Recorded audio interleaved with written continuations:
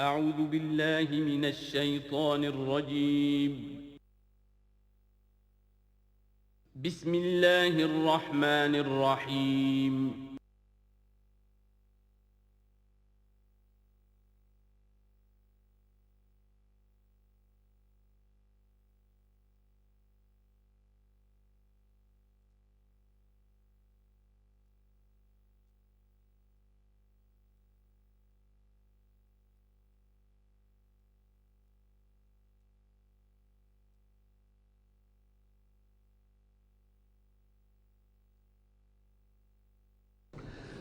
اعوذ باللہ من الشیطان الرجیم بسم اللہ الرحمن الرحیم۔ سورۃ النصر کے بارے میں اکثر لوگوں کا خیال یہ ہے کہ یہ مدنی ہے، میری ذاتی رائے یہ کہ یہ بھی مکی ہے، اس لیے کہ یہاں بھی اصول وہ ہے اذا جاء نصر اللہ والفتح، جب آ جائے مدد اللہ کی اور فتح۔ میں اس سورت کو جوڑتا ہوں سورۃ الانشراح ہی کے اس آخری حصے سے، فَإِذَا فَرَغْتَ فَانْصَبْ وَإِلَىٰ رَبِّكَ فَارْغَب۔ وہ تو مدنی تو نہیں ہے، وہ تو مکی صورت ہے، بڑے ابتدائی زمانے کی۔ یہ تو خبر دی جا رہی ہے کہ ایک وقت آئے گا، اور پیش کی خبر دی گئی محمد رسول اللہ صلی اللہ علیہ وسلم کو، ایک وقت آئے گا آپ اپنے مشن میں کامیاب ہو جائیں گے اور فارغ ہو جائیں گے۔ فَإِذَا فَرَغْتَ فَانْصَبْ وَإِلَىٰ رَبِّكَ فَارْغَب۔ اسی رنگ میں یہ بھی ہے اِذَا جَاءَ نَصْرُ اللَّهِ وَالْفَتْحُ، جب آ جائے مدد اللہ کی اور فتح۔ وَرَأَيْتَ النَّاسَ يَدْخُلُونَ فِي دِينِ اللَّهِ أَفْوَاجًا، اور آپ دیکھ لیں لوگوں کو داخل ہوتے ہوئے اللہ کے دین میں فوج در فوج۔ فَسَبِّحْ بِحَمْدِ رَبِّكَ وَاسْتَغْفِرْ، تو پھر اس وقت آپ ہمہ تن اپنے رب کے استغفار اور تحمید میں لگ جائیے گا۔ ابھی تو یہ مشقتیں جھیلنی ہیں، ابھی تو یہ رسالت کے فرائض، آگے بڑھ کر جو مدنی دور میں جنگیں آنی ہیں، جو سخت مراحل آنے ہیں، ابھی آپ کو یہ جھیلنے ہوں گے۔ اِنَّهُ كَانَ تَوَّابًا، یقیناً اللہ تعالیٰ بہت توبہ کو قبول فرمانے والا ہے۔ ان میں چونکہ قرآن مجید میں جو مختلف مصاحف ہیں اس میں جو چیز لکھا ہوتی ہے اوپر کہ یہ مکی ہے یہ مدنی ہے، تو لوگ سمجھتے ہیں شاید یہ کہ بالکل یوں سمجھیے کہ طے شدہ چیزیں ہیں، حالانکہ کم صورتیں قرآن مجید کی جو بڑی بڑی صورتیں ان کے بارے میں تو تیقن کے ساتھ معلوم ہے، لیکن یہ کہ بعض جو چھوٹی صورتیں ان کے بارے میں بہت سے اقوال آپ کو تفسیر کی کتابوں میں مل جائیں گے۔ میں نے جتنی بھی بہرحال تحقیق کی ہے، میرے نزدیک یہ بھی مکی ہے، مدنی نہیں ہے، یہ بھی ایک خبر دی جا رہی ہے جیسے کہ سورہ انشراح میں۔ اس کی وجہ یہ کہ پھر آ رہی ہیں مکی صورتیں۔ بسم اللہ الرحمن الرحیم، تبت یدا ابی لہب وتب، بالکل ابتدائی زمانے کی صورت ہے۔ ٹوٹ گئے ہاتھ ابو لہب کے اور وہ برباد ہو گیا خود۔ واقعہ یہ ہے کہ جب حضور کو پر وہ آیت نازل ہوئی جو ہم نے پڑھی ہے سورہ ہجر میں، فاصدع بما تؤمر، پہلے 3 سال تک آپ نے دعوت جو دی ہے وہ لو کی جسے ہم کہیں گے، کبھی بھی آپ کی دعوت انڈر گراؤنڈ نہیں تھی، اس کو تو سمجھ لیجئے، یہ تو لفظ استعمال کرنا ہی غلط ہے، لو کی۔ اور لو کی میں کیا تھا؟ پرسنل تعلق، پی کالز، لوگوں سے جن سے بھی تعلقات تھے، انفرادی گفتگو میں آپ اپنی دعوت پیش کر رہے تھے۔ پھر حکم آ گیا فاصدع بما تؤمر، اب ڈنکے کی چوٹ کہیے۔ تو آپ کھڑے ہوئے کوہ صفا پر، آپ نے نعرہ لگایا وا صباحا، یہ وہاں کا دستور تھا، تفصیل سے میں یہ بیان کر چکا ہوں، سارا واقعہ بیان نہیں کر سکتا۔ تو اس وقت لوگ لپک کر آئے اور ابو لہب بھی آیا آپ کا چچا۔ جب حضور نے وہاں اپنی دعوت پیش کی تو اس نے کہا تبا لکا لہذا جمعتنا، ہم سمجھے تھے کوئی بڑی اہم بات تم نے بتانی ہوگی تو ہمیں بلایا ہے، ہم پہنچ گئے ہیں اور تم نے ہمیں اس کام کے لیے جمع کیا تھا، تو تمہارے ہاتھ ٹوٹ جائیں۔ معاذ اللہ ثم معاذ اللہ، نقل کفر نہ باشد۔ چونکہ حضور بنو ہاشم کو 2 دفعہ گھر بلا کر کھانا کھلا چکے تھے تو اسے تو معلوم تھا یہ دعوت کیا تھی، لیکن یہ جو طریقہ آپ نے اختیار کیا تھا وہ تھا جیسا کہ وہاں پر عام الارم کے طور پر ہوتا تھا کہ کوئی فوج کی خبر آئے، کوئی فوج حملہ آور ہونے والی ہے، تو جس شخص کے پاس بھی وہ خبر پہنچ جاتی تھی وہ کپڑے اتار کے مادر ذات برہنہ ہو کر کسی اونچے مقام پر کھڑا ہو کر نعرہ مارتا تھا وا صباحا، ہائے وہ صبح جو آنے والی ہے، غارت گری والی صبح۔ تب لوگ سب دوڑتے تھے، جہاں تک آواز پہنچ گئی، جہاں تک نگاہ دیکھ رہی ہے کہ ننگا کھڑا ہوا ہے ایک آدمی اونچائی کے اوپر، دوڑتے تھے لوگ کہ کیا خبر ہے اس کے پاس۔ حضور معاذ اللہ ننگے ہونے کا کوئی سوال نہیں تھا، لیکن آپ نے آدھی بات ان کی اختیار کر لی جس کے اندر کوئی قباحت نہیں ہے، کہ آپ کھڑے ہوئے اور آپ نے وا صباحا کا نعرہ لگایا۔ وہ صبح قیامت کی خبر دے رہے ہیں، وہ خبر دیتے تھے جو صبح ہوتی تھی غارت گری کی، دشمن آ کر حملہ کرے گا، لیکن وہ بھی تو صبح قیامت ہے۔ بات کوئی تو ہنسی کی نکلے، خندہ صبح قیامت ہی صحیح، صبح قیامت بھی تو ہے نا آخر۔ تو اس نے کہا آپ تمہارے ہاتھ ٹوٹ جائیں، تم نے اس کام کے لیے بلایا تھا۔ تو فرمایا تبت یدا ابی لہب وتب، اے نبی جیسے آپ کے دشمن جنہوں نے آپ کو کہا کہ اس کی تو دم ہی کٹ گئی، وہ ہوں گے جن کی دمیں کٹ جائیں گی، جن کا نام لیوا کوئی نہیں رہے گا۔ اسی طریقے سے جس نے کہا ہے کہ آپ کے ہاتھ ٹوٹ جائیں، ہاتھ اس کے ٹوٹ گئے۔ یہ تو چند سال کے بعد کی بات ہے، لیکن حقیقت میں عالم غیب میں تو اس کے ہاتھ کٹ چکے ہیں، وہ تب اور وہ برباد ہو چکا ہے۔ ما اغنا عنہ مالہ وما کسب، کچھ کام نہیں آئے گی اس کا، نہ اس کا یہ مال اور نہ وہ کمائی جو اس نے کی ہے ساری عمر اور جمع کیا ہے۔ سیصلی نارا ذات لہب، وہ جھونکا جائے گا آگ میں جو بھڑکتی ہوئی آگ ہے۔ اور لہب کا لفظ جو ہے اس کے اپنے نام میں بھی شامل تھا، یہ صنعت لفظی کہلائے گی، ابو لہب، کیونکہ وہ بہت ہی سرخ و سفید رنگت کا، بہت جیسے کہ انگارے جیسا اس کا رنگ تھا، اور آنکھیں بھی بڑی بڑی تھی، نہایت حسین و جمیل انسان تھا۔ اور اس کی بیوی بھی جمیل تھی، بہت ہی خوبصورت عورت تھی، اور یہ دونوں جو ہے یہ سمجھیے کہ بڑی ایلیٹ کلاس تھی اس معاشرے کی۔ اس کے پاس منصب تھا، یہ خزانہ، وزیر خزانہ تھا حرم کا، چنانچہ اس کے بارے میں مشہور تھا کہ اس میں سے اس نے سونے کے بنے ہوئے ہرن چرا لیے ہیں۔ اخلاقی طور پر اس کا جو ہے وہ بدنامی اس درجے کی تھی، لیکن یہ کہ حرم کا خزانہ جو تھا وہ اس کی تحویل میں تھا، تو بڑا اونچا منصب دار تھا۔ تو اس کے لیے یہ کہا کہ جیسے یہ دہکتا ہوا انگارہ ہے، اس کو رنگ ہم نے دیا ہے، ایسی ہی دہکتی ہوئی آگ میں ہم اس کو جھونکیں گے۔ وامرأتہ، اور اس کی بیوی کو بھی۔ کیوں؟ یہ بھی اتنی ہی دشمن تھی حضور کی جتنا کہ ابو لہب دشمن تھا حضور کا، بلکہ یہ کہنا مشکل ہے کہ بیوی زیادہ دشمن تھی یا یہ کہ یہ شوہر زیادہ دشمن تھا، دونوں۔ اور میں بتا چکا ہوں آپ کو سورہ تحریم میں جو 3 مثالیں آئی تھیں، بہترین عورت بدترین مرد کے گھر میں، فرعون کی بیوی آسیہ، بدترین عورتیں بہترین لوگوں کے گھر میں، بیوی حضرت نوح کی اور بیوی حضرت لوط کی۔ ایک وہ جو نیک سرشت تھی اور نبی کی گود میں پلی، وہ حضرت مریم سلام علیہا، اور یہ بدترین شوہر اور بدترین بیوی۔ وامرأتہ حمالۃ الحطب، جو اٹھانے والی ہوگی ایندھن کو۔ عام طور پر لوگ سمجھتے ہیں کہ وہ بخیل تھی، وہ ایندھن لے کے آیا کرتی تھی، یہ بات نہیں تھی، وہ بڑی اس معاشرے کی جو ہے وہ بڑی، جس کو آپ فرسٹ لیڈی کہتے ہیں، اس طرح کی خاتون تھی۔ اصل مطلب یہ ہے کہ یہ اس وقت جو حرکتیں کر رہی ہے، یہ اپنے شوہر کے آگ کے گڑھے کو اور بھڑکانے کے لیے ایندھن لا رہی ہے۔ فی جیدہا حبل من مسد، اس کے گلے میں جو یہ ہار پڑا ہوا ہے موتیوں کا، حقیقت میں یہ اس رسی کے مانند ہے جس رسی کے اوپر یہ اب جائے گی آخرت کے اندر، تو وہ لا کر ایندھن اسے باندھ کر، اور جہاں شوہر جل رہا ہوگا وہاں پہ اس کو ڈالے گی اور دہکائے گی اس آگ کو۔ یہ ہے مراد اس سے کہ در حقیقت وہ اٹھائے گی وہاں حطب، لکڑیاں، اور فی جیدہا حبل من مسد، اس کے گلے کے اندر یہ جو ہار ہے یہی اس کی رسی بن جائے گا۔ سورۃ الاخلاص قرآن حکیم کی عظیم ترین سورت، جس کو حضور نے فرمایا ثلث قرآن، تہائی قرآن کے مساوی ہے۔ توحید باری تعالیٰ پر جامع ترین سورت، مختصر ترین اور جامع ترین۔ قل هو اللہ احد، کہہ دیجئے وہ اللہ ایک ہے، نہیں تنہا ہے۔ ایک کے لیے لفظ واحد ہے، واحد سے تو اثنان ثلاثہ شروع ہو جاتی ہے، اکیلا، دی موسٹ یونیک پرسن۔ قل هو اللہ احد، تنہا ہے، اللہ الصمد، باقی تمام مخلوقات کا وہی مرجع ہے۔ صمد کہتے ہیں بڑی چٹان کو، جس کا سہارا لیتے تھے لڑنے کے وقت، کہ پیچھے چٹان اچھی ہو تاکہ پیچھے سے دشمن جو ہے حملہ نہ کر سکے۔ پھر یہی لفظ آ جاتا تھا سرداروں کے لیے کہ جن کی طرف رجوع کرتے تھے لوگ۔ تو یہ کہ اصل میں اللہ تو ہے خود بخود قائم ہے، اپنے بل پر قائم ہے، کسی نے بنایا نہیں اسے، اس کی حیات مستعار نہیں ہے، اس کی حیات اپنی، اس کا علم اپنا۔ باقی جو بھی کائنات کے اندر مخلوقات ہیں وہ سب اس کی بدولت ہے۔ لا یحیطون بشیء من علمہ الا بما شاء، ان کا وجود بھی اللہ کا عطا کردہ، انہیں حیات بھی مستعار ہے، مانگی ہوئی ہے۔ عمر دراز مانگ کے لائے تھے 4 دن، اور وہ مانگی ہوئی زندگی ہے، جب چاہے گا لے لے گا ہم سے، ہماری زندگی اپنی تو نہیں ہے۔ لیکن یہ کہ باقی تمام مخلوقات کو تھامے ہوئے ہے، اور یہ وہی ربط و تعلق ہے جو میں نے آپ کو بتایا تھا اسم اعظم، الحی القیوم، خود زندہ اور باقی سب کو تھامے ہوئے۔ کل کائنات اس کی توجہ کی وجہ سے قائم ہے۔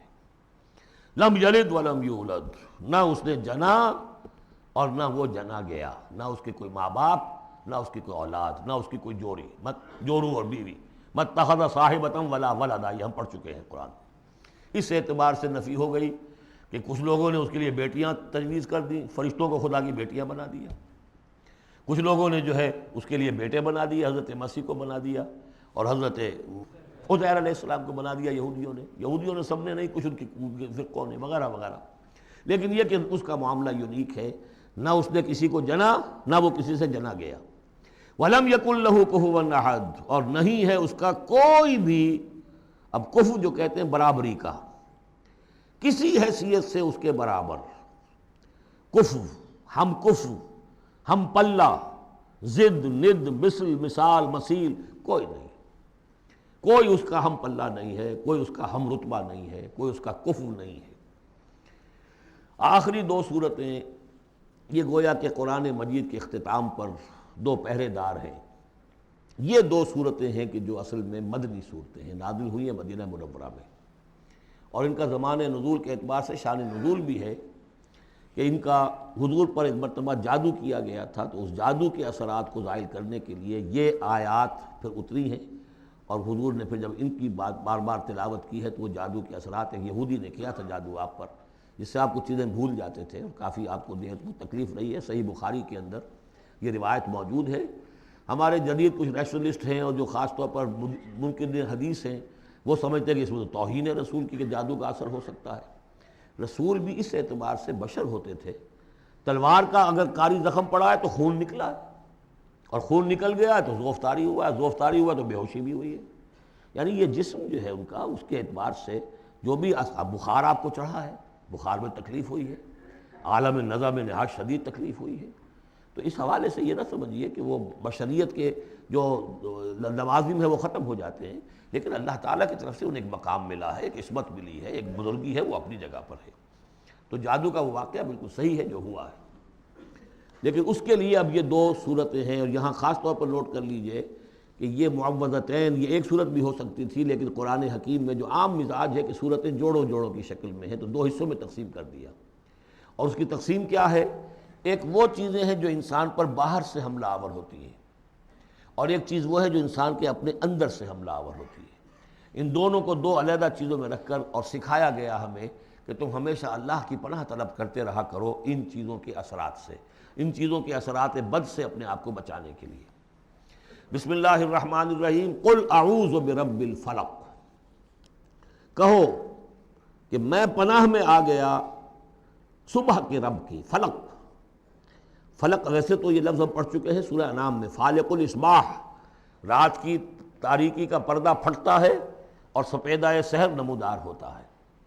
یا گٹھلی، فالق الحب والنوائے، تو وہ جو گٹھلی ہوتی ہے وہ بھی پھٹتی ہے تو اس میں سے 2 پتیاں نکلتی ہیں تو درخت بنتا ہے. اس اعتبار سے فلق سے مراد یہاں صرف صبح نہیں ہے، بلکہ جو اگلی صورت میں آ رہا ما خلق، جو بھی کچھ اس کائنات میں اس نے پیدا کیا ہے در حقیقت وہ عدم کا پردہ چاک کر کے اس کو وجود بخشا ہے. عدم سے، عدم محض سے، کریشن ایکس نہیلو، بغیر کسی شے کے کسی شے کو بنانا.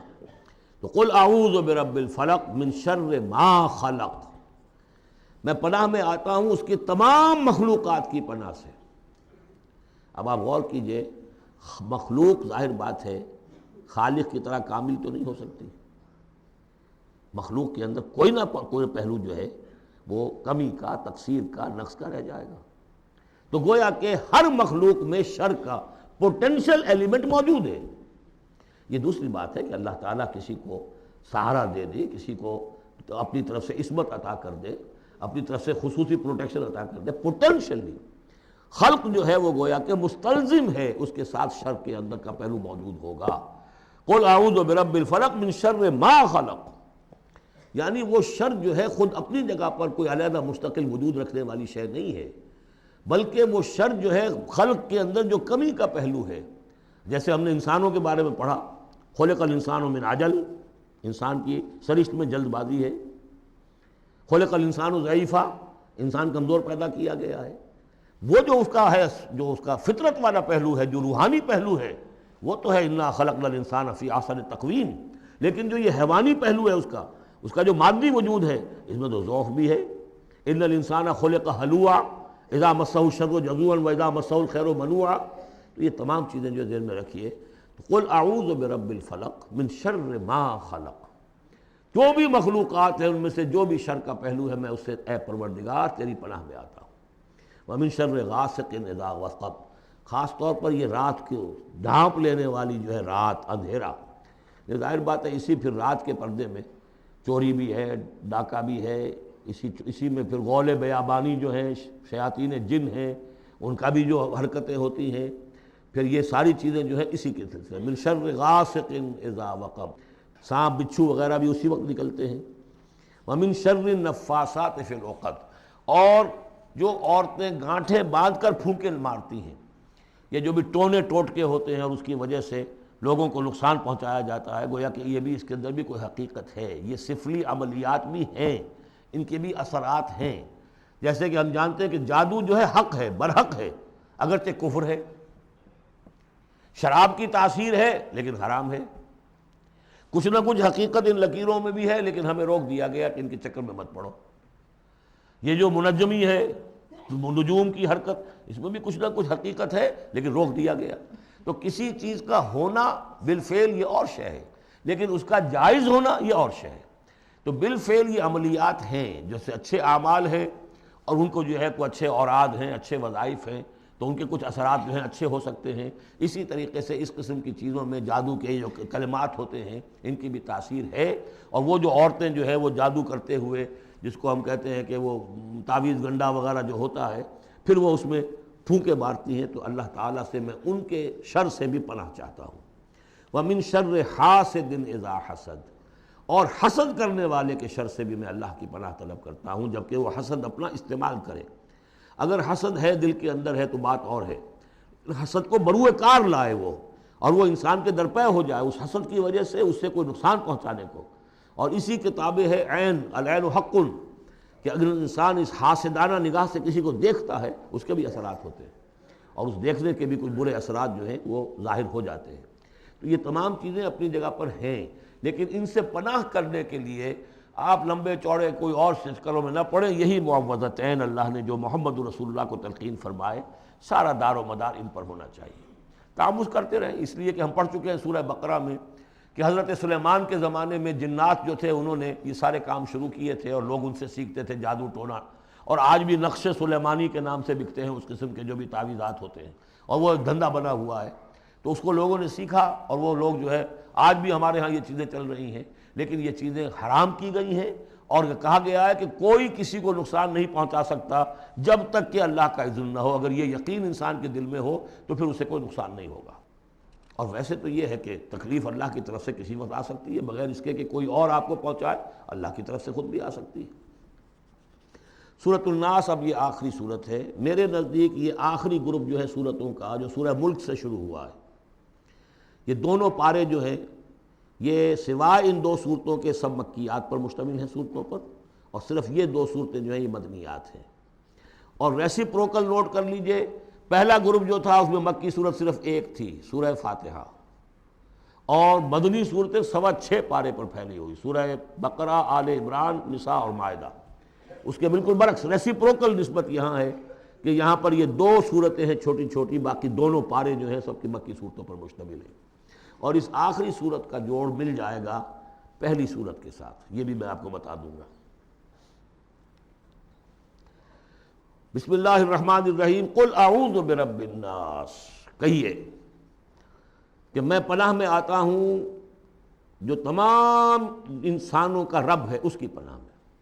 ملک الناس، صرف رب ہی نہیں ہے، بادشاہ ہے، تمام انسانوں کا بادشاہ ہے۔ الہ الناس، تمام انسانوں کا معبود ہے۔ من شر الوسواس الخناس، اس وسوسہ کرنے والے خناس کی جو پیچھے چھپ جاتا ہے، الذی یوسوس فی صدور الناس، جو لوگوں کے سینوں میں وسوسہ اندازی کرتا ہے، اس کے شر سے پناہ مانگتا ہوں۔ یہ جو شیطان لعین ہے جس کے بارے میں آتا ہے کہ ان الشیطان یجری من الانسان مجری الدم، حضور کی حدیث ہے یہ شیطان تو اس طریقے سے انسان کے وجود میں سرایت کر جاتا ہے جیسے کہ خون سرایت کر رہا ہے، یہ شیطان جو ہے، اور یہ آپ وہ بھی پڑھ چکے ہیں، وَلَقَدْ خَلَقْنَا الْإِنسَانَ وَنَعْلَمُ مَا تُوَسْوِسُ بِهِ نَفْسُهُ، ہم نے انسان کو بنایا، ہم جانتے ہیں کہ اس کا نفس امارہ جو ہے، اڈ اور لیبیڈو، اس کو اندر کیا وسوسہ اندازی کرتا رہتا ہے۔ تو شیطان کو بھی کوئی اور اختیار حاصل نہیں ہے، ہمارے اپنے سفلی داعیات، ہمارے جو اینیمل انسٹنکٹس ہیں، ہماری جو خواہشات ہیں، شہوات ہیں، ان کو وہ بھڑکاتا ہے، جس کے لیے حدیث میں آتا ہے کہ اس کی تھوتنی جو ہے وہ زمین جو وہ دل کے اوپر ٹکا کر پھونکے مارنی شروع کرتا ہے تاکہ وہ شہوت میں اشتعال پیدا ہو جائے اور سفلی جذبات میں اشتعال پیدا ہو جائے۔ اس کی اس کو اللہ تعالیٰ نے طاقت دی ہے۔ یہ ہے وسوسہ، وسواس الخناس۔ اور خناس کیوں کہا؟ اگر آپ ذکر کریں گے لا حول ولا قوت الا باللہ، فوراً بھاگ جائے گا۔ تو ذکر سے جب دل خالی ہوتا ہے، دل میں اگر اللہ کی یاد نہیں ہے تو شیطان آئے گا، تھوتنی ٹکائے گا اور پھونکے مارے گا۔ یہ چونکہ شیطان کی یہ ساری ترکیب انسان پر اثر انداز ہوتی ہے اس کے اپنے نفس کے وساطت سے، اندر سے، لہذا اس کے لیے یہ علیحدہ صورت جو ہے وہ قائم کر دی۔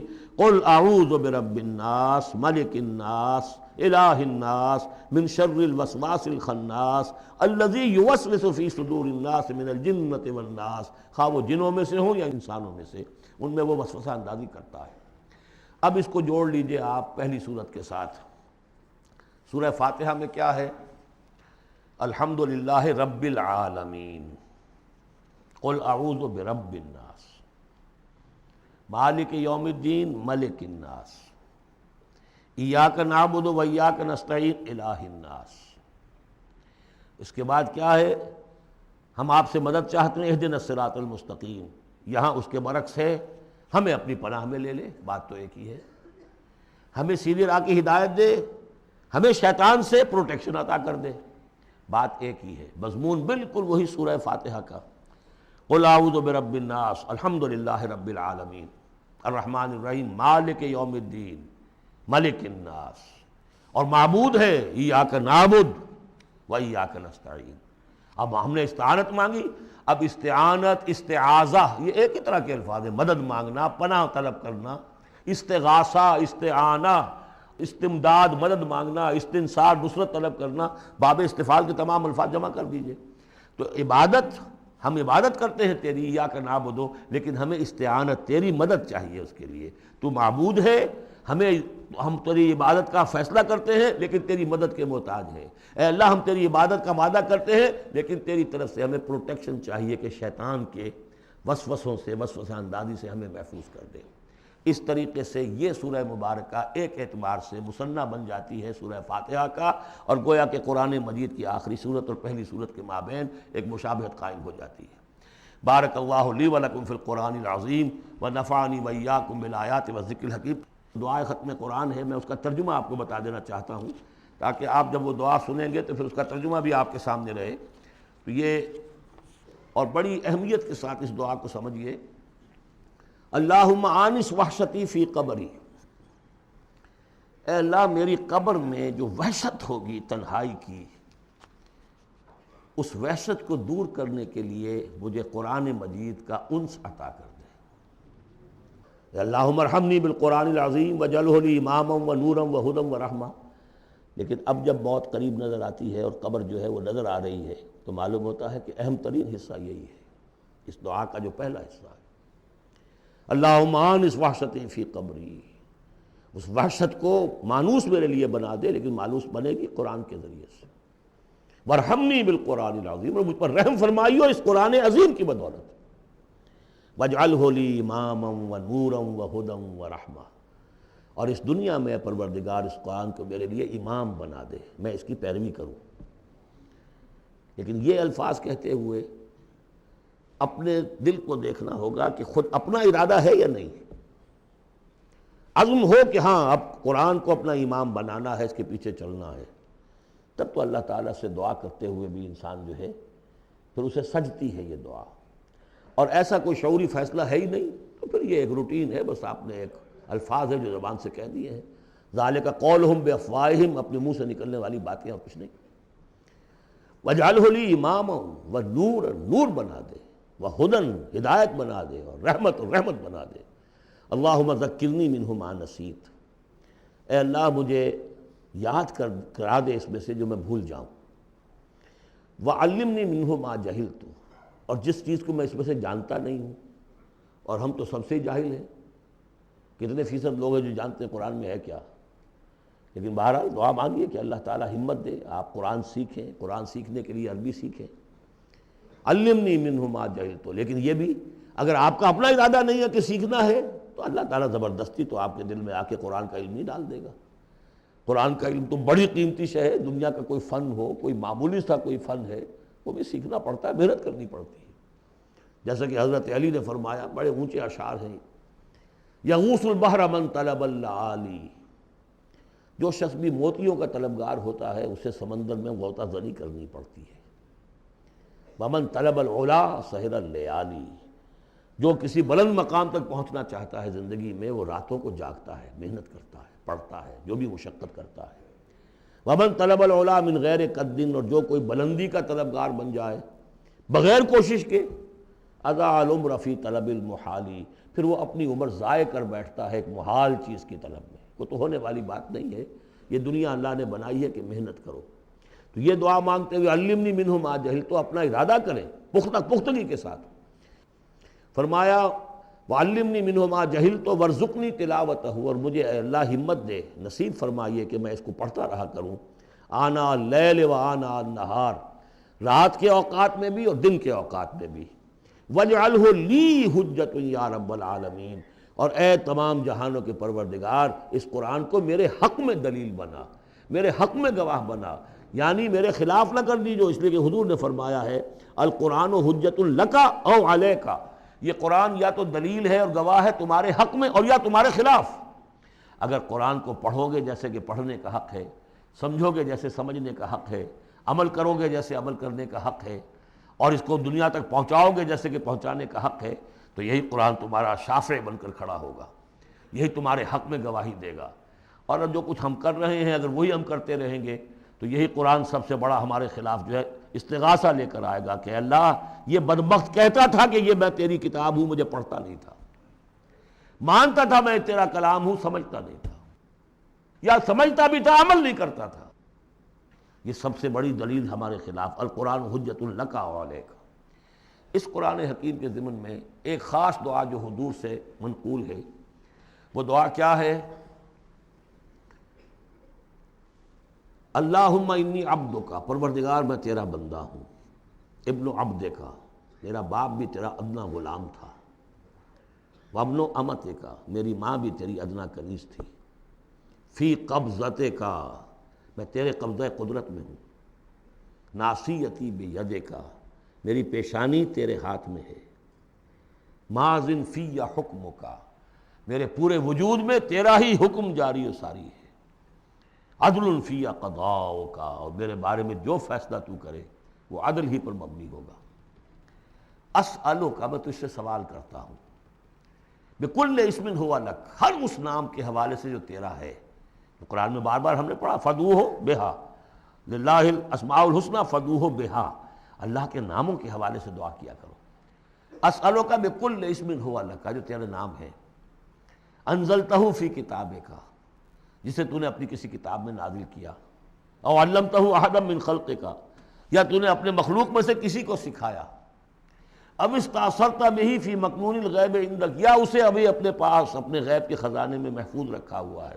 سارے ناموں کا حوالہ دے کر اسألو کا کیا، ان تجعل القرآن ربیع قلبی، اس قرآن کو میرے دل کی بہار بنا دے، ونور صدری، میرے سینے کا نور بنا دے، وذہاب ہمی، اور میرے ہموم اور غموم کا، غموں کا اور جو بھی تفکرات ہیں ان کا دور کرنے والا، جلا حزنی، میرا کوئی غم ہو افسوس ہو اس کو بھی ختم کر دینے والی چیز، اس کا ذریعہ اس قرآن کو بنا دے۔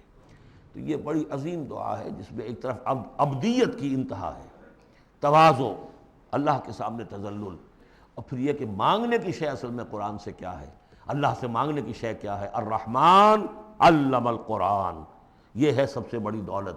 یا ایھا الناس قد جاءتکم موعظۃ من ربکم وشفاء لما فی الصدور وہدی ورحمۃ للمؤمنین قل بفضل اللہ وبرحمتہ فبذلک فلیفرحوا ھو خیر مما یجمعون۔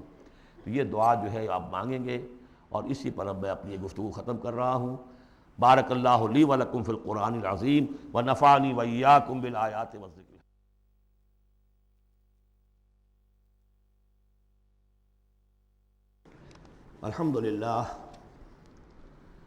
الحمدللہ وکفی والصلاة والسلام علی عبادہ الذین اصطفیٰ، خصوصاً علی افضلہم وخاتم النبیین محمد الامین وعلی آلہ وصحبہ اجمعین. اما بعد فقد قال اللہ تبارک وتعالی کما ورد فی سورۃ الانفال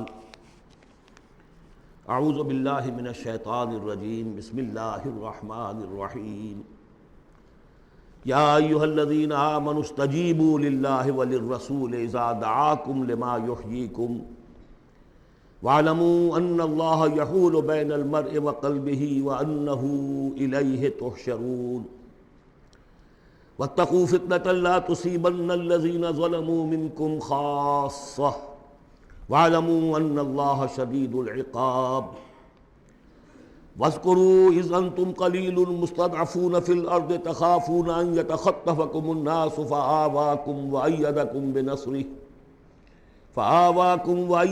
بِنَصْرِهِ وَرَزَقَكُم مِّنَ الطَّيِّبَاتِ لَعَلَّكُمْ تَشْكُرُونَ يَا أَيُّهَا الَّذِينَ آمَنُوا لَا تَخُونُوا اللَّهَ وَالرَّسُولَ وَتَخُونُوا أَمَانَاتِكُمْ وَأَنْتُمْ تَعْلَمُونَ وَاعْلَمُوا أَنَّمَا أَمْوَالُكُمْ وَأَوْلَادُكُمْ فِتْنَةٌ وَأَنَّ اللَّهَ عِندَهُ أَجْرٌ عَظِيمٌ. صدق اللہ العظیم. رب اشرح لي صدري ويسر لي امري واحلل عقدة من لساني يفقهوا قولي. اللهم ربنا الهمنا رشدنا واعذنا من شرور انفسنا. اللهم ارنا الحق حقا وارزقنا اتباعه وارنا الباطل باطلا وارزقنا اجتنابه. اللهم وفقنا لما تحب وترضى. اللهم اجعلنا من عبادك الذين يستمعون القول فيتبعون احسنه. آمین یا رب العالمین. میں نے اپنی اس وقت کی گفتگو کا موضوع قرار دیا ہے بحالات موجودہ مسلمانان پاکستان کے لیے قرآن حکیم کی عملی رہنمائی. قرآن مجید میں کہیں گفتگو مشرکین سے ہو رہی ہوتی تھی، کبھی منافقین سے ہو رہی ہوتی تھی، کبھی منکرین آخرت سے ہو رہی ہوتی تھی، کبھی یہود سے، کبھی نصارہ سے، کبھی مسلمانوں سے. اور یہ کہ مکی صورتوں کا اپنا رنگ اور انداز ہے اور مدنی صورتوں کا اپنا رنگ اور انداز ہے. پھر اس میں احکام الہیہ بھی آئے ہیں، عبادات کے ضمن میں آئے ہیں، معاشرتی احکام آئے ہیں، آئلی قوانین آئے ہیں، سیاسی ہدایات آئی ہیں. اب جیسے تو یہ کہ زندگی کے ہر گوشے کے لیے اور ہر آنے والے دور کے لیے اس میں ہدایت ہے، لیکن اس وقت میں نے جو عنوان معین کیا ہے وہ دو اعتبارات سے بحالات موجودہ اور خاص طور پر مسلمانان پاکستان کے لیے قرآن حکیم کی عملی رہنمائی کیا ہے. لیکن یہ کہ قرآن مجید کی وہ رہنمائی کہ جو ابدی ہے، ہمیشہ کے لیے ہے، اساسی ہے، بنیادی ہے، جو زمان و مکان کے حدود سے ماورا ہے. میں چاہتا ہوں کہ پہلے اسے بھی چند نکات کی شکل میں اس کا خلاصہ آپ کے سامنے رکھ دوں. قرآن مجید کی وہ جو تعلیم ہے ابدی، ماورائے زمان و مکان، ہر دور، ہر ملک، ہر زمانے کے مسلمان کے لیے، وہ کیا ہے؟ پہلی بات یہ ہے کہ اللہ کا حق ادا کرے. اور اللہ کا حق کیا ہے؟ توحید. توحید ایک عقیدے کی توحید ہے. اس کو مانے کہ وہ ایک ہے، اپنی ذات میں تنہا ہے، کوئی اس کا مد مقابل اور کفر نہیں ہے، نہ اس کی صفات میں نہ اس کی ذات میں. لیکن یہ کہ ایک ہے توحید عملی. اور ہم نے اس دورہ ترجمہ قرآن کے دوران 4 صورتوں میں اس توحید پر بڑی مفصل بحثیں کی ہیں. اس وقت گن لیجئے. ایک ہے عقیدے کی توحید، ایک ہے عملی توحید. عملی توحید 4 نکات پر مشتمل ہے. سب سے پہلے جو کہ سورہ زمر کا مرکزی مضمون تھا، عبادت اللہ کی اس کے لیے اپنی اطاعت کو خالص کرتے ہوئے. عبادت میں نماز، روزہ یہ سب بھی شامل ہیں، لیکن یہ کہ وہ عبادت جس کے ساتھ اطاعت اللہ کی خالص نہیں ہو رہی. اطاعت منقسم ہے، کہیں اپنے نفس کی اطاعت ہو گئی اللہ کی اطاعت کو پس پش ڈال کر. فرمایا فرأیت من اتخذ الہہ ہواہ، کیا تم نے دیکھا اس شخص کو جس نے اپنے خواہش نفس کو ہی خدا بنا رکھا ہے؟ وہ مطاع ہے اس کا، کہتا ہے لا الہ الا اللہ اور بنا رکھا ہے خواہش نفس کو الہ۔ وما امروا الا لیعبدوا اللہ مخلصین لہ الدین حنفاء، عبادت اللہ کی لیکن اس کے لیے اپنی اطاعت کو خالص کرتے ہوئے۔ اب اس میں یہ ہے کہ وہ خالص اطاعت کلی اطاعت ہوگی، یا ایھا الذین آمنوا ادخلوا فی السلم کافہ۔ اگر اللہ کی اطاعت کچھ حصے میں کی جائے زندگی کے، کچھ میں نہ کی جائے، گویا کہ آپ نے تقسیم کر لیا اطاعت کو، اس پر جو وعید آئی ہے افتؤمنون ببعض الکتاب وتکفرون ببعض فما جزاء من یفعل ذلک منکم الا خزی فی الحیاۃ الدنیا ویوم القیامۃ یردون الی اشد العذاب۔ کیا تم ہماری کتاب اور شریعت کے ایک حصے کو مانتے اور ایک کو نہیں مانتے؟ تو جو کوئی بھی یہ روش اختیار کرے گا دنیا کی زندگی میں، اس کا اس کے سوا کوئی اس کی سزا نہیں ہے کہ دنیا میں تو ذلیل و خوار کر دیے جائیں اور قیامت کے دن شدید ترین عذاب میں جھونک دیے جائیں۔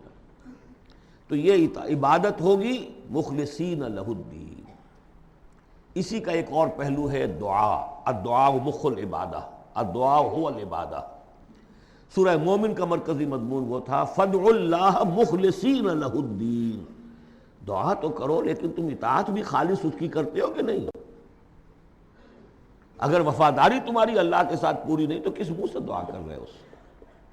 وہ حدیث میں سنا چکا ہوں کہ ایک شخص حج کے لیے پہنچ گیا ہے اور وہ پہنچا ہوا ہے جبل رحمت پر اور ہاتھ اٹھا کے دعائیں مانگ رہا ہے، یا رب یا رب، وَأَنَّىٰ يُسْتَجَابُ لِذَٰلِكَ، اس کی دعا کیسے قبول ہو؟ وَمَطْعَمُهُ حَرَامٌ وَمَلْبَسُهُ حَرَامٌ وَغُذِّيَ بِالْحَرَام، اس کا کھایا ہوا حرام کا ہے، پہنا ہوا حرام کا ہے، اس کا جسم حرام کی آمدنی سے اور اس کے کھانے پینے سے بنا ہوا ہے۔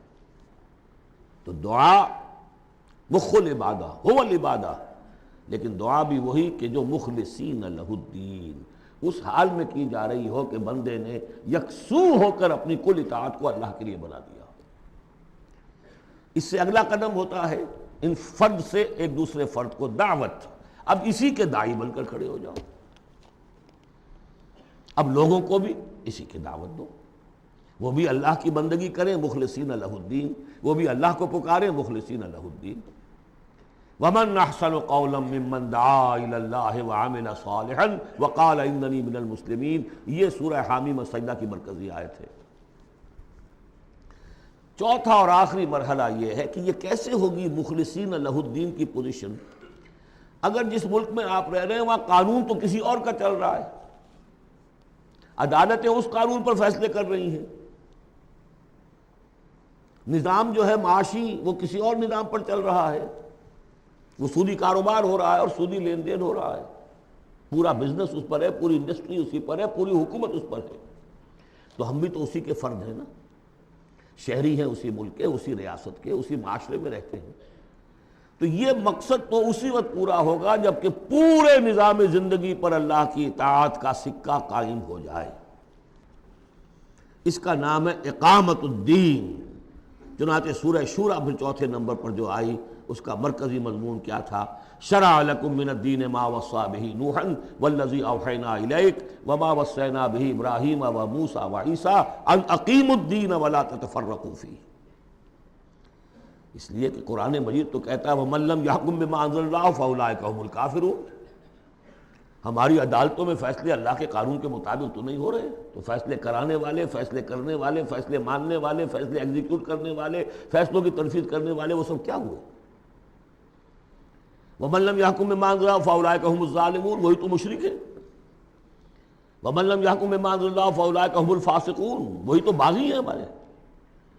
تو مطلب یہ ہے کہ اس صورتحال سے نکلنے کی صرف ایک شکل ہے، دین کو قائم کرنے کی جد و جہد، ہمہ تن ہمہ وقت، اس نظام باطل کو ریکنسائل نہ کیا جائے اس سے ذہناً قلباً۔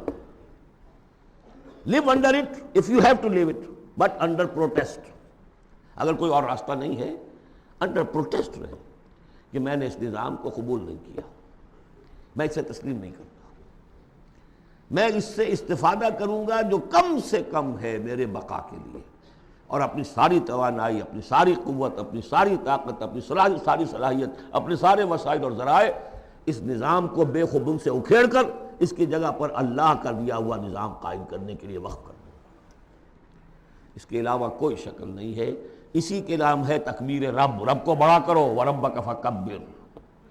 اسی کا مطلب ہے، اسی لیے حضور بھیجے گئے، هُوَ الَّذِي أَرْسَلَ رَسُولَهُ بِالْهُدَىٰ وَدِينِ الْحَقِّ لِيُظْهِرَهُ عَلَى الدِّينِ كُلِّهِ۔ اسی کے لیے آیا قَاتِلُوهُمْ حَتَّىٰ لَا تَكُونَ فِتْنَةٌ وَيَكُونَ الدِّينُ كُلُّهُ لِلَّهِ۔ یہ تمام اصطلاحات ہیں، عباراتنا شتیٰ وحسن کا واحد، مطلب کیا ہے؟ دین کو قائم کرو، دین کے مکمل نظام کو برپا کرو، تاکہ زندگی اپنے تمام ایسپیکٹس، اپنے تمام پہلوؤں سمیت انفرادی اور اجتماعی زندگی کے تمام گوشے اللہ کی اطاعت کے اندر آ جائے۔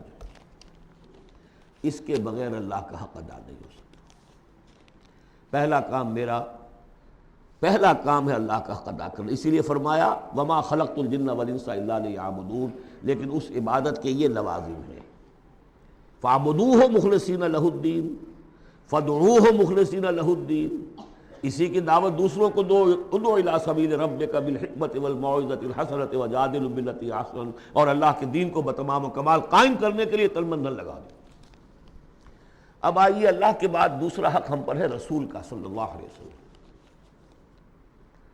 جن کی بدولت ہمیں یہ ہدایت نصیب ہوئی، ہمارے ماں باپ کو ان کے ماں باپ سے ملی، ان کو ان کے ماں باپ سے ملی۔ اس میں حضور صلی اللہ علیہ وسلم کی محنتیں ہیں، آپ کے صحابہ کی، محمد رسول اللہ والذین معہ، کیسی کیسی مشقتیں جھیلی ہیں، تب یہ دین پھیلا تھا اور تب یہ دین غالب ہوا تھا۔ ان کا کیا حق ہے ہمارے اوپر؟ ویسے میں ساری حقوق تو یہاں بیان نہیں کر سکتا، لیکن ایک بات جان لیجئے کہ چونکہ محمد صلی اللہ علیہ وسلم بھیجے گئے تمام دنیا کے لیے اور قیامت تک کے لیے انسانوں کے لیے رسول، 5 مرتبہ آیا ہے، جن میں سب سے نمایاں آیت یہ 2 آیتیں تو اکثر لوگوں کو یاد ہوں گی، وَمَا أَرْسَلْنَاكَ إِلَّا رَحْمَةً لِّلْعَالَمِينَ وَمَا أَرْسَلْنَاكَ إِلَّا كَافَّةً لِّلنَّاسِ بَشِيرًا وَنَذِيرًا۔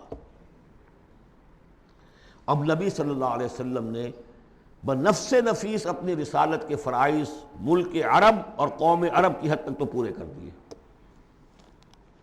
باقی دنیا کے لیے اس وقت بھی اور آنے والے ہر انسان کے لیے یہ فریضہ رسالت امت کے کندھے پر ڈال گئے، جبکہ آخری حج میں گواہی لے کر الا هل بلغت، اور جواب مل گیا انا نشهد انک قد بلغت وادیت ونصحت، اور اس کے بعد آپ نے فرمایا اب یہ بوجھ میرے کندھے سے تمہارے کندھے پر آ گیا۔ تو اگر ہم امتی ہیں تو مقروض ہیں محمد کے صلی اللہ علیہ وسلم، اگر یہ خواہش ہے کہ ان کی شفاعت ملے تو ان کا حق ادا کرنا ہوگا۔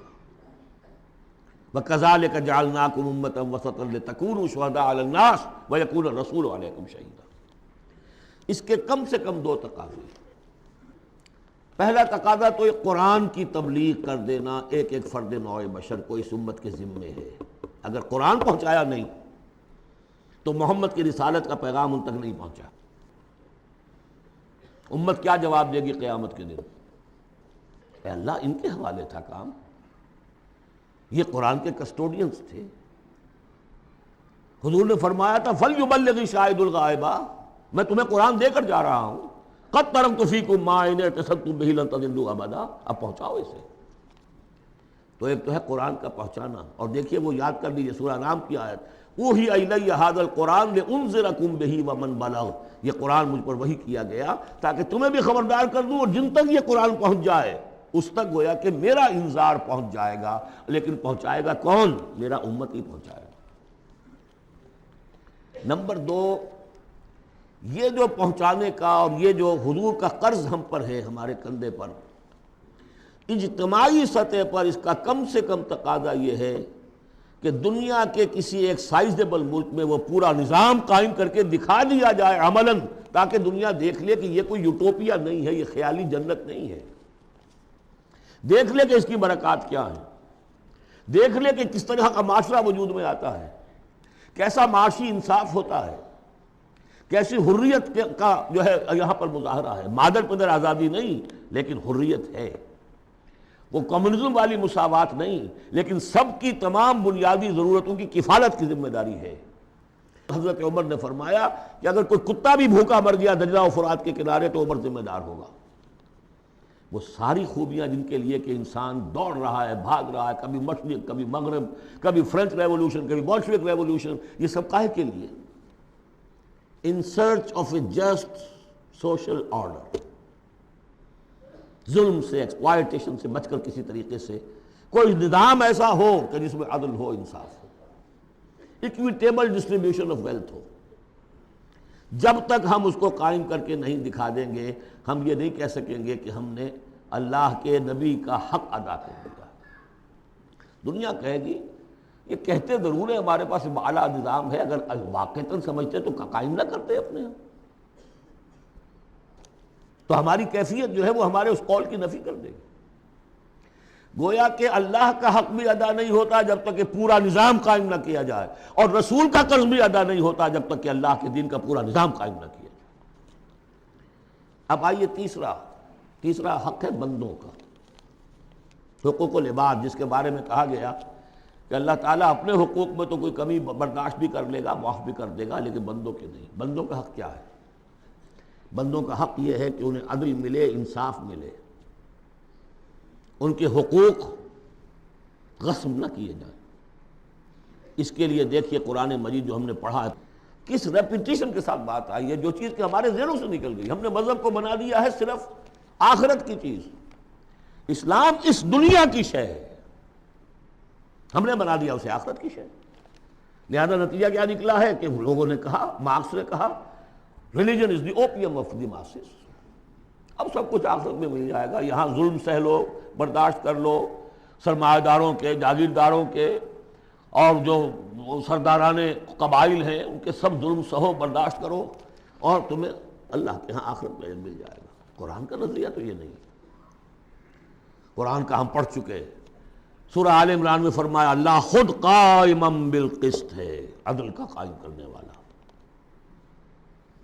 انبیاء کو کیوں بھیجا؟ اللہ اکبر، وہ آیت سورہ حدید کی آیت نمبر 25، لقد ارسلنا رسلنا بالبینات وانزلنا معهم الکتاب والمیزان لیقوم الناس بالقسط۔ ہم نے اپنے رسول بھیجے معجزات دے کر، ہم نے کتاب نازل فرمائی، ہم نے میزان نازل فرمائی، حقوق اور فرائض کا توازن، حقوق اور فرائض کا توازن۔ کس لیے یہ سب کچھ ہم نے نازل کیا؟ یہ کھکیڑ کس لیے بول لیا؟ Was it an exercise in futility? لیقوم الناس بالقسط، تاکہ لوگ عدل پر قائم ہوں۔ اور ہم نے لوہا بھی اتارا ہے جس میں جنگ کی صلاحیت ہے، جو لوگ ظلم چھوڑنے پر آمادہ نہ ہو، لوہے کی طاقت سے ان کے سر پکڑے جائیں، تاکہ اللہ دیکھ لے کہ میرے کون سے بندے ہیں جو میرے وفادار ہیں، میرے نظام عدل قسط کو قائم کرنے کے لیے تن من دھن لگاتے ہیں، جانے دینے کو تیار ہیں۔ آیت نمبر 25 سورہ حدید کی، نظام عدل و قسط، انزال کتب، ارسال رسل، ان سب کا تھیم کیا ہے؟ یہاں عدل و انصاف قائم کرنا۔ حضور سے کہہ دیا گیا، یہ سورہ شورا کی آیت یاد کر دیجیے، آیت نمبر 15، کہہ دیجئے وَأُمِرْتُ لِأَعْدِلَ بَيْنَكُمْ، دیکھو میں تمہارے مابین عدل قائم کرنے آیا ہوں۔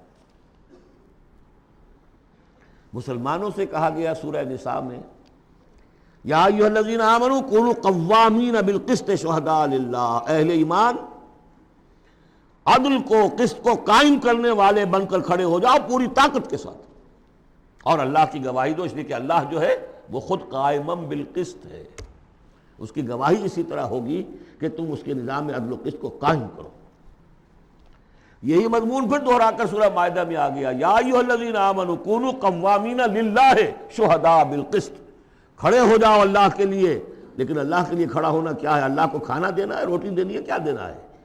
اللہ کے لیے کھڑے ہو جانے کا مطلب ہے اس کے دیے ہوئے نظام عدل و قسط کو قائم کرو۔ یہ ہے دین، جس کا یہ پہلو جو ہے سرے سے نگاہوں سے اوجھل ہے۔ انسانوں کا حق ہے ان کو ظلم سے نجات دلائی جائے۔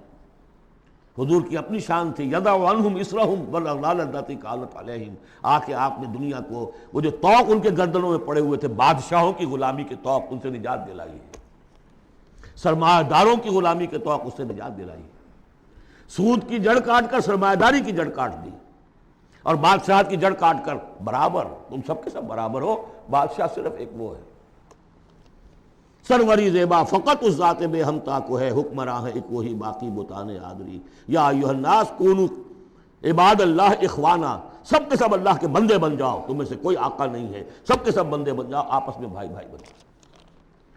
اور اس کی آخری بات آپ کو بتاؤں گا، سعد بن ابی وقاص رضی اللہ تعالیٰ عنہ، جب مسلمانوں نے حملہ کیا ایران پر تو رستم سپہ سالار افواج جو تھا ایران کا، اس نے یہ سوال کروایا کہ آپ ہم پر کیوں چڑھ دوڑے ہیں؟ پہلے بھی آپ عرب لوگ تھے، بدوی بدو لوگ تھے، کبھی کبھی لوٹ مار کر کے لے جایا کرتے تھے، آتے تھے لوٹ مار کیا اور چلے گئے، یہ اس دفعہ ہماری جان نہیں چھوڑ رہے ہو، کیا وجہ ہے؟ سعد ابن ابی وقاص رضی اللہ تعالیٰ عنہ غالباً رشتے میں حضور کے ماموں لگتے ہیں، اور صحابی اتنے درجے کے ہیں، عشرہ مبشرہ میں سے ہیں، اور ایک ہی صحابی ہے حضور کا جس کے لیے حضور نے کہا ہے کہ تم پر میرے ماں باپ قربان۔ غزوہ احد میں جب حضور پر نرغہ ہوا ہے اور ہر طرف سے دشمن نے حملہ کیا ہے، یہ 7 تیر چلا رہے تھے اور روک رہے تھے دشمنوں کو، اس وقت حضور نے فرمایا ہے 7 تیر چلائے جاؤ، تم پر میرے ماں باپ قربان۔ یہ شان ہے ان کی۔ ان کا جواب یہ تھا کہ اس مرتبہ ہم خود نہیں آئے، لوٹ مار کرنے نہیں آئے، انا قد ارسلنا، اب تو ہمیں بھیجا گیا، we are on a mission, اللہ نے بھیجا اپنے رسول کو، اللہ کے رسول نے بھیجا ہمیں۔ And what's the mission?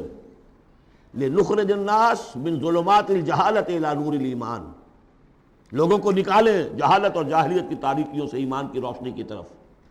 وَمِنْ جَوْرِ الْمُلُوكِ إِلَى عَدْلِ الْإِسْلَامِ، بادشاہوں کے ظلم و ستم کے پنجے سے نجات دلا کر اللہ کے نظام عدل سے، نظام خلافت راشدہ، جہاں جو اس وقت دنیا کی عظیم ترین مملکت کا جو فرما روا تھا اس کے کپڑوں میں پیوند لگے ہوئے تھے۔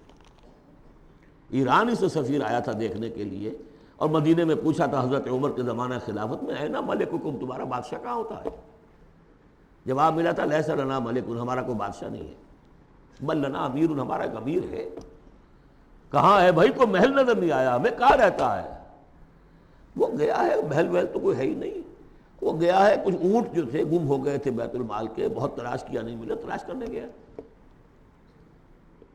وہ نظام، کوئی وجہ تھی کہ گاندھی نے 1937 میں کہا تھا، جب پہلی مرتبہ پروونشل الیکشنز ہوئے ہیں ہندوستان میں اور فرسٹ انسٹالمنٹ دی ہے انگریزوں نے سیلف رول کی انڈینز کو، اور تقریباً پورے ہندوستان میں کانگریس کی وزارتیں بنی ہیں، ہریجن میں جو اس نے مقالہ لکھا تھا کہ میں آپ لوگوں کے سامنے ابو بکر اور عمر کی مثال پیش کرتا ہوں، فالو دیم۔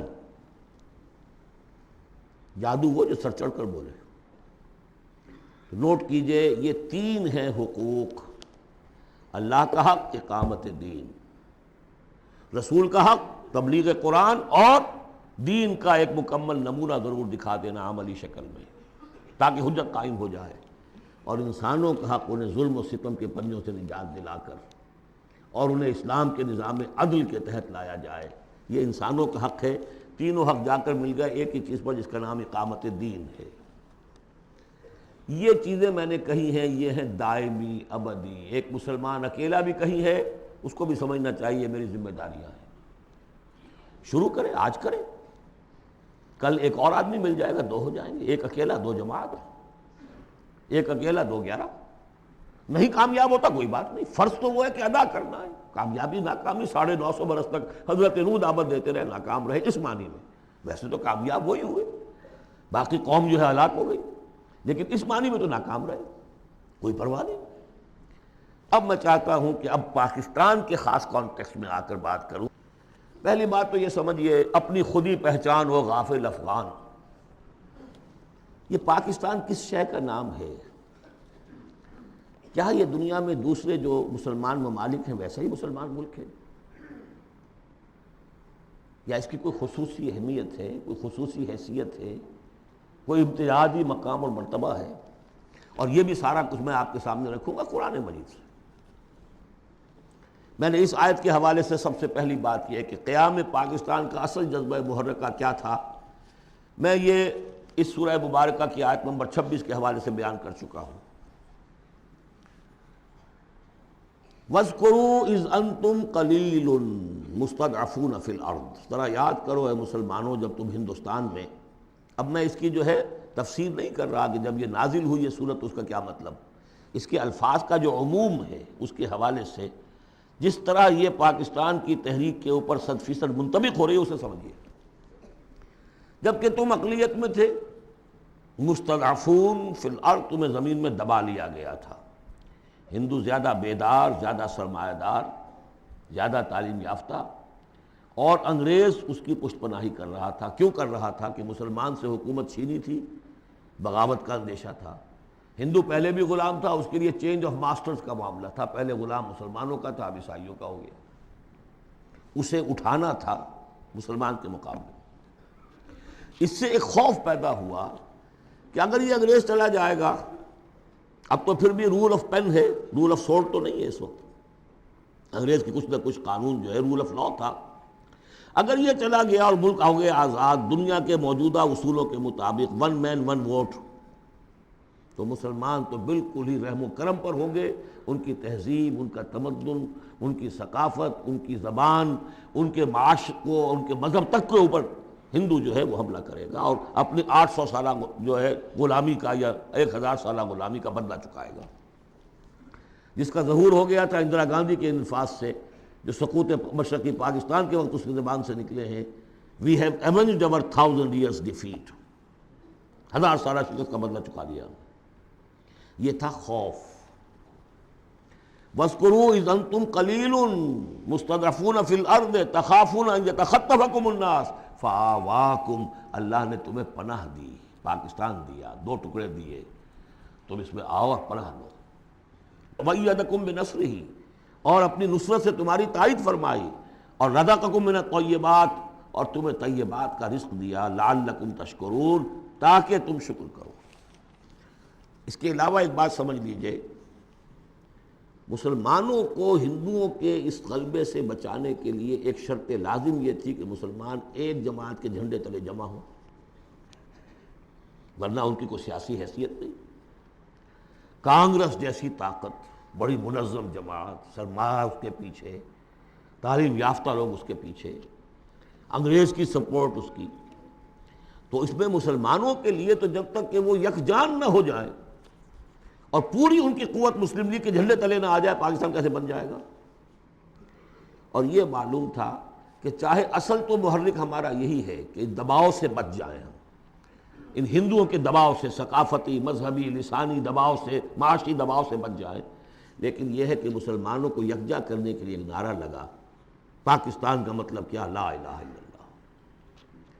وہ بات جو میں نے ابھی کہی تھی کہ حضور کا قرض ادا نہیں ہو سکتا جب تک کہ ہم ایسا نہ کریں، وہی بات ہے جو اقبال نے کہی تھی 1930 کے خطبے میں، کہ مجھے یہ یقین ہے کہ ہندوستان کے شمال مغرب میں ایک آزاد مسلمان ریاست قائم ہوگی، اور اگر ایسا ہو گیا تو ہمیں موقع مل جائے گا کہ اسلام کی تعلیمات پر جو پردے پڑ گئے ہیں دور ملوکیت میں، انہیں ہٹا کر اصل تعلیم کا ایک نقشہ دکھا دے دنیا کو۔ ہندوستان نے تو دیکھی مغلوں کی حکومت، خلجیوں کی حکومت، افغانوں کی حکومت، لودھیوں کی حکومت، خلافت راشدہ تو نہیں دیکھی نا۔ ہم چاہتے ہیں پاکستان میں وہ نظام قائم کریں، یہی قائد اعظم نے کہا تھا۔ پاکستان اس لیے چاہتے ہیں کہ اسلام کے اصول حریت و اخوت و مساوات کی ایک عملی نمونہ دنیا کے سامنے پیش کریں۔ اور پھر جو دعائیں مانگی گئی تھی، بہت سے جو میری عمر سے کم عمر کے لوگ ہیں انہیں تو بہرحال یاد نہیں ہو سکتا، لیکن میری عمر کے لوگ یا مجھ سے بڑوں کو تو یاد ہے، ہم نے نعرے لگائے، دعائیں مانگی گڑ گڑا کر، اور وہ دعائیں یہ تھیں کہ اے اللہ تو ہمیں یہ ملک دے دے، ہم تیرے دین کا بول بالا کریں گے۔ 52 برس پاکستان کے ہو گئے، اس میں کتنا اسلام ہم نے نافذ کیا، کہاں ہے وہ اصول حریت و اخوت و مساوات؟ وہی سودی نظام، وہی جاگیرداری نظام، خواجہ از خون رگے مزدور سازد لال ناب، از جفائے دہ خدایاں کشت دہ کانا خراب، انقلاب ہے انقلاب۔ یہ اقبال کہتا ہوا مر گیا۔ سرمایہ دار نے مزدور کے رگوں سے سرخ خون کشید کر کے شراب بنائی ہے جسے وہ شام کو بیٹھ کر پیتا ہے، اور زمیندار اور جاگیردار وہ کسانوں کی جو محنت کا اور خون پسینے کی کمائی اسے وہ عیش کرتا۔ انقلاب انقلاب، لیکن وہ 52 برس ہو گئے، انقلاب تو نہیں آئے، وہی نظام۔ گویا کہ ہم نے اللہ سے ایک بدعہدی کی، اس بدعہدی کی سزا کیا ہے؟ نفاق ہم پر مسلط کر دیا گیا۔ سورہ توبہ کی 3 آیات منافقین کی ایک خاص قسم بیان فرمائی، وَمِنْهُمْ مَنْ عَاهَدَ اللَّهُ، جنہوں نے اللہ سے عہد کیا تھا، لَئِنْ آتَانَا مِنْ فَضْلِهِ، اگر اللہ ہمیں فضل سے نواز دے گا، غنی کر دے گا، لَنَصَّدَّقَنَّ وَلَنَكُونَنَّ مِنَ الصَّالِحِينَ، خوب صدقہ خیرات کریں گے، بالکل نیک ہو جائیں گے۔ لیکن جب اللہ تعالیٰ نے انہیں نواز دیا تو کیا کیا؟ بخلوا بہ، پھر انہوں نے بخل سے کام لیا، وتولوا، پیٹھ موڑ لی، وہم موردون، اعراض کیا۔ نتیجہ کیا نکلا؟ فَعَاقَبَهُمْ نِفَاقًا فِي قُلُوبِهِمْ، اللہ نے ان کے دلوں میں نفاق ڈال دیا۔ اور نفاق وہ بیماری ہے، قرآن میں کہا گیا ہے ان المنافقین فی الدرک الاسفل من النار، جہنم کے سب سے نچلے طبقے میں، وہی جو اشد العذاب، یوم القیامت یردون الی اشد العذاب، اگر پورے دین پر کاربند نہیں ہوگے تو قیامت کے دن شدید ترین عذاب میں جھونکے جاؤ۔ ان المنافقین فی الدرک الاسفل من النار، اور منافقین کے بارے میں ہم نے سورہ توبہ میں بھی آیت پڑھ لی، سورہ منافقون میں بھی پڑھ لی۔ ان کے لیے اے نبی آپ 70 مرتبہ بھی استغفار کریں گے تو میں معاف نہیں کروں گا۔ استغفر لہم او لا تستغفر لہم ان تستغفر لہم 70 مرۃ لن یغفر اللہ لہم۔ اس نفاق کی 3 شکلیں ہیں۔ نفاق باہمی، وہ ایک قوم ایک نہیں رہی، اب ڈھونڈ اب اس کو چراغ رخ زیبا لے کر، اب وہ قومیتوں میں تحلیل ہو گئی، عصبیتیں، ایتھنک، لنگوسٹک، پروونشل، قوم کہاں ہے؟ تحلیل۔ نفاق باہمی، ایک نفاق کردار، جو حضور نے فرمایا کہ 3 نشانیاں ہیں منافق کی، اگر تینوں چیزیں ہوں تو وہ کٹر منافق ہے، خواہ نماز پڑھتا ہو، روزہ رکھتا ہو اور اپنے آپ کو مسلمان سمجھتا ہو۔ بخاری کی اور مسلم کی روایت ہے، جب بولے جھوٹ بولے، جب وعدہ کرے خلاف ورزی کرے، اور جب کہیں امین بنا دیا جائے تو خیانت کرے۔